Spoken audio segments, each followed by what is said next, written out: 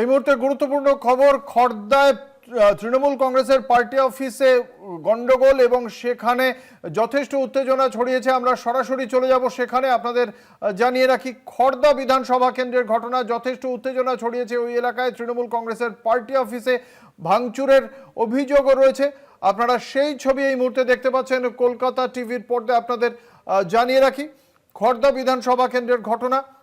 আমাদের সঙ্গে রয়েছেন আমাদের প্রতিনিধি শাশ্বতী রায়। শাশ্বতী, কি পরিস্থিতি, কি অভিযোগ? অঙ্কুর, দেখো, আমি এই মুহূর্তে রয়েছি খড়দা বিধানসভার বিলকান্দা 1 এর শাহরপুর এলাকায়, এবং যেখানে অভিযোগ উঠছে যে তৃণমূল কংগ্রেসের যে ক্যাম্প অফিস, সেই অফিস ভেঙে দেওয়া হয়েছে। এবং আমাদের সঙ্গে রয়েছেন তৃণমূল কংগ্রেসের প্রার্থী দেবদীপ পুরোহিত। দেবদীপা, কি অভিযোগ তুলছেন? কেন্দ্রীয় বাহিনী কি অতি সক্রিয়তা দেখাচ্ছে?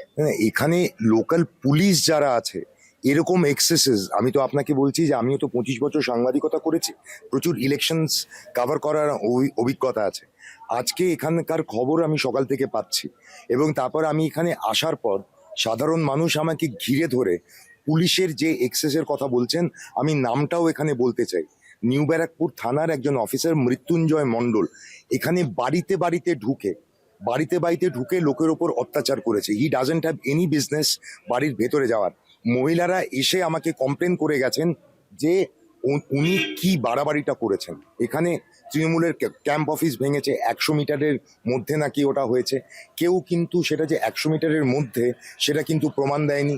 র্যান্ডাম ছেলেপিলেকে যারা তৃণমূলের হয়ে ক্যাম্প অফিসে বসে আছে তাদেরকে বলছে তোর মুখটা মার্ক করে নিলাম, তোর এগেনস্টে কমপ্লেন আছে।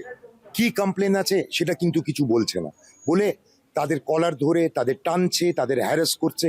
এখানটায় দাঁড়িয়ে আমি যখন তাদেরকে প্রশ্ন করলাম আপনাদের প্রবলেমটা কি, এক্সেসেস কেন করছেন, তার কিন্তু কোনো উত্তর দিতে পারেনি, চোখে চোখ রেখে কথা বলতে পারেনি।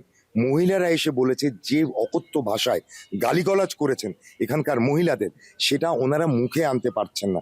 আমার সঙ্গে এখানে একটি মহিলা অনবরত কেঁদে যাচ্ছে, তার 4-5 বছরের মেয়ে, সেও কেঁদে যাচ্ছে। সকাল থেকে ট্রমাটাইজ, তার বাবাকে বাড়িতে ঢুকে মারতে মারতে টেনে হিঁচড়ে নিয়ে চলে গেছে। কি কারণ কেউ জানে না। এখন ইলেকশন কমিশন এখানে যে কিভাবে নির্বাচনটা করাচ্ছে, মানুষকে যে কিভাবে ভয় দেখাচ্ছে, তার প্রমাণ যদি পেতে হয় তাহলে শহরপুরে আসা উচিত।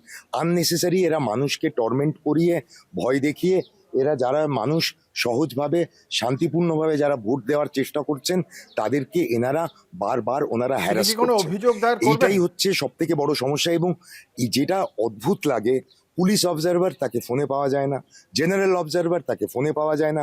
কমিশনার অফ পুলিশকে ফোন করলাম, উনি বললেন আপনি আমাকে মেসেজ করুন। চার ধারে এক কাহিনী। আমি বলছি সকালবেলা থেকে আমি আর আমাদের চিফ ইলেকশন এজেন্ট, আমাদের খড়দহ টাউন তৃণমূল কংগ্রেসের প্রেসিডেন্ট সুকণ্ঠ বণিক, আমরা বিভিন্ন জায়গায় যাচ্ছি। মনে হচ্ছে একটা আর্মি রুল আছে, চারধারে শুধু ভারী বুটের আওয়াজ। কিন্তু সেক্ষেত্রে কিছু জায়গায় সেন্ট্রাল ফোর্স তাও আমাদের সঙ্গে কথা বলছে। এই রাজ্য পুলিশের কিছু লোকজন তারা যেটা করছে তা এরকম আমি কিন্তু জীবনে দেখিনি। সুকণ্ঠদা প্রচুর ইলেকশন করিয়েছেন, আপনি সুকণ্ঠদাকেও জিজ্ঞাসা করুন। আপনারা কি ইতিমধ্যে অভিযোগ জানিয়েছেন? অভিযোগ আমরা তো সবে এখানে আসলাম, এখানে আসার পর আমাদের প্রার্থীর সাথে যে আচরণ করছেন, প্রার্থী কথা বলতে চাইছেন কথা বলছেন না, অগলিতে ঢুকে যাচ্ছেন, এরকম অভদ্র আচরণ সেন্ট্রাল ফোর্সও করছে না। আমরা তো বহু বুথে গেলাম যেখানে সেন্ট্রাল ফোর্সের কি সমস্যা হচ্ছে, প্রার্থী কথা বললেন, তারা কথা শুনলেন, তারা কথা দিলেন যে আর এই ধরনের আচরণ করবেন না।